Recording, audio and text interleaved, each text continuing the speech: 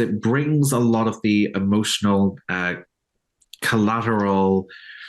I don't know if charisma is the right word, but let's say emotional collateral charisma that Princess Diana had, and that invests that title with a certain emotional appeal to people. King Charles made his very first speech. I mean, what did you make of that? And, how does this kind of set the stone for the next monarchy? I said, look, I'm going to be really honest. I did not expect to be breaking down a speech with this much in it. It was not, I will put my hands up to that and say, I did not think there'd be as much meat in this speech. This was a king. I think it took out about 5 dominoes in one go. That could have been mountains of speculation. What was Camilla's role going to be? Although I think the late Queen, had dealt with that last year by saying it was her express wish that Camilla be Queen Consort. The title of Prince of Wales for William and Catherine, which is not automatic. It's not automatically given to the heir to the throne. It's been a title that's existed since the 13th century. That was obviously a gesture of support for the Cambridges and a very clear declaration of love and support for Harry and Meghan, who he mentioned as well. And just to move on from the current royal family, what an incredible tribute to his mother. I was really moved when he said, that she's now taking her final long journey to rejoin my papa. And he talked about the qualities that made the Queen such a widely respected public figure, the respect, the duty, but also qualities that made her such a dearly beloved figure privately, her sense of humor. So actually what we saw was I was about to say Prince Charles. What we saw was the King taking control.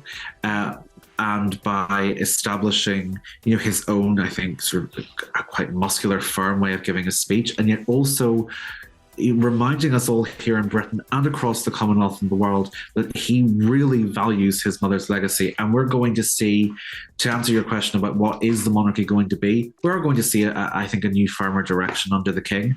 But I also think he made it really clear to us, Christina, that this is a continuity, that he sees so much to respect and value in his mother's legacy that he's going to continue with that. And I thought it absolutely struck the perfect tone for me.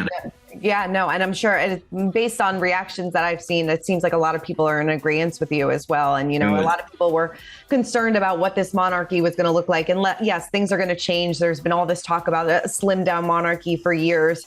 But I think, like you said, this really set a nice tone going forward. What did you mean by saying it's not automatic that William and Kate would get the Wales title? So the Prince of Wales is the title for the heir to the throne. So I should just point out, because I always think it gets kind of lost, that this title does not apply in Scotland. England and Scotland had a separate monarchy before 1603. So Prince Charles, again, so sorry, the King. So it's going to take a while. The King, you will have heard referred to the Scottish titles that they're also inheriting. Mm-hmm. So in Scotland, the title of heir to the throne is the Duke of Rothesay. So William and Catherine are now Duke and Duchess of Rothesay when they're in Scotland. In England, Wales, and Northern Ireland are the Prince and Princess of Wales. So you can be heir to the throne without being given that title. So actually, the late Queen was never made Princess of Wales. It's not always automatically given to the heir to the throne. So it's usually given at a certain point when a maturity is reached, and so in that sense, what I will say is by giving the title of Prince of Wales to William, it is a very clear declaration of support and endorsement from the King to his eldest son and heir. I think this was a deliberate choice. I think it was a loving choice, but I also think it was a firm advertisement to the world that the King has every confidence in Prince William as his heir. Mm-hmm. And now, is he also the Duke of Cornwall as well, too? Is that yes, so that's a great point. So the Duke of Cornwall, or the Dukedom of Cornwall, is a subsidiary title. It actually is older in England than the use of the Prince of Wales. Obviously, it's an English title, as opposed to a Welsh one. So it's a little bit older in England. But generally, there have been a few cases across the monarchy's long history where certain heirs to the throne have automatically become Duke of Cornwall at birth. This happened with one of Henry VIII's short-lived sons. And then the Principality of Wales is a more august, higher title. So it is awarded, as I said, later in life when a more significant achievement is acquired. Right. So we haven't had a Princess of Wales since Princess Diana. So, I mean, what do you think that this means for William and Kate? I mean, obviously that is a title that, everybody associates with Princess Diana. So what kind of weight does this mean for William and Kate?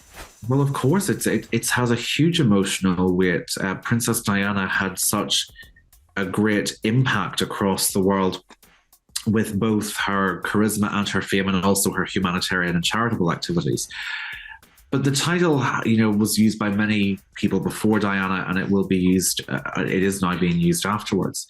What I think we will see is a real respect for Diana's legacy. I think it is quite moving for a lot of people that the last person to hold it was William's mother, and now it's his wife.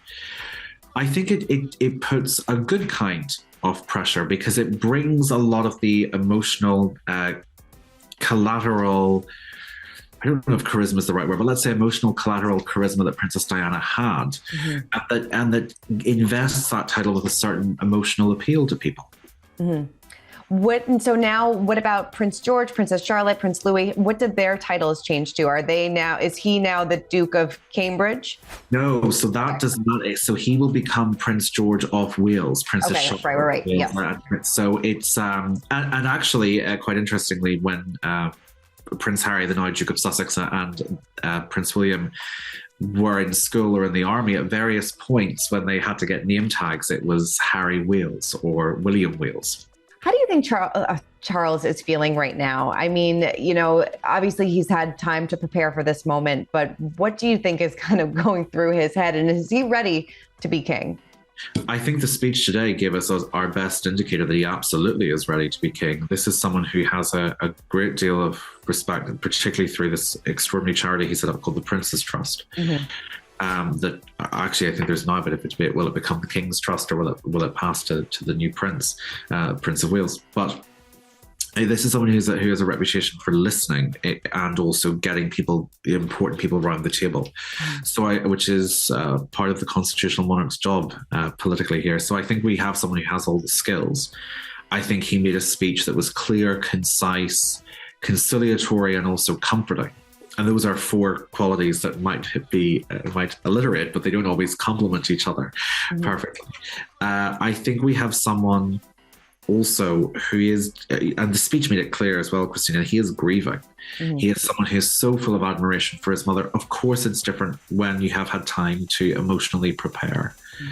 And I think the king and the late queen spent obviously a lot of time together throughout their lives, but particularly towards the end of the queen's life, they spent a great deal amount of time together. And I think that was the king preparing for this role. So I do think we are going to see someone who quite possibly confounds his critics. I think the king is going to do. I think the king is going to prove that he is up to this job or this vocation. For more news content and exclusive interviews, make sure to hit the sub, like, and bell button down below and visit usmagazine.com.